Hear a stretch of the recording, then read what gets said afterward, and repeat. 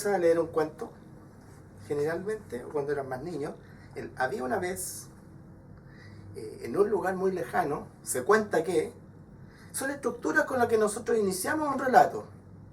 Había una vez, o en aquel lugar, se contaba que, me dijeron que, y empiezo a desarrollar la historia. Nos quedan más elementos por ver dentro de este narrativo, de este género. El tiempo y los estilos o modos narrativos. El tiempo. Te comienzan a contar una historia que tiene un inicio, un desarrollo y un final, un cierre.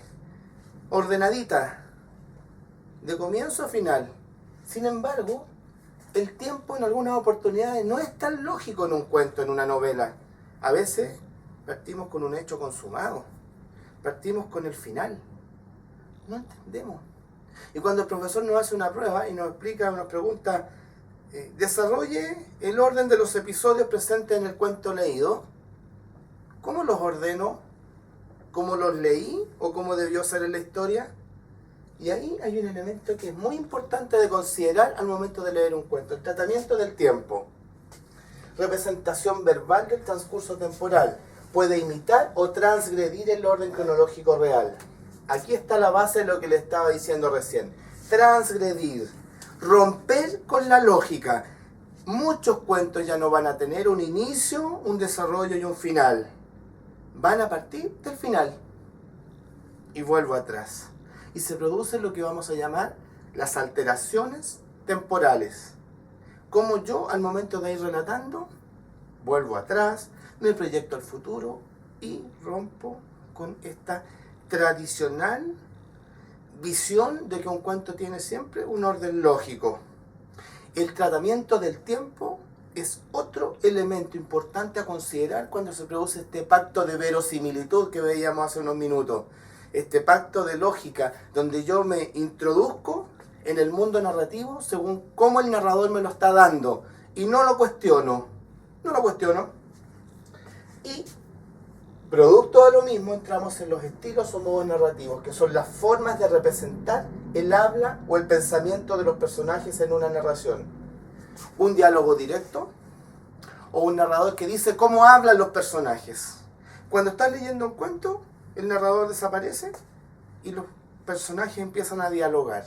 O en otro momento yo cuento lo que ellos están diciendo. Es otra forma de entregar esta narración. Todos estos elementos componentes de la narrativa los vamos a ir viendo con algunos fragmentos de cuentos. Y vamos a ver qué elementos están predominando ahí, qué características tienen. Pero no olvides que un cuento no es tan simple de desarrollar como había una vez, sino que hay mucho más alteración temporal, estilos narrativos, diálogos, descripciones, apariciones de elementos, desapariciones de personajes, y eso configura todo este mundo ficticio en el que nosotros entramos cuando nos cuentan un cuento, o cuando nosotros contamos un cuento.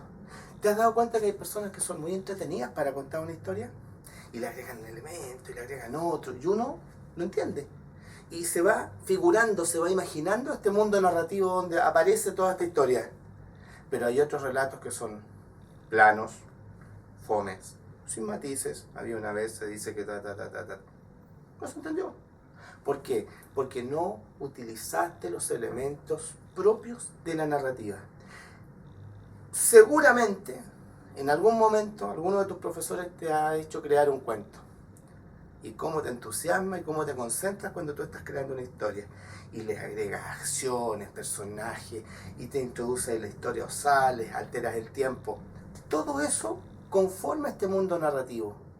Entonces no dejes de lado esto que es tan básico y que no solamente queda en el cuento, queda en la novela y queda en toda la narrativa. Vamos a empezar a ver cada uno de estos elementos ahora en la concreción, en fragmentos de cuento con su respectivo análisis. No olvides los elementos y no olvides en especial que el tiempo no siempre se da de manera cronológica, también se puede dar de manera alterada. No lo olvides.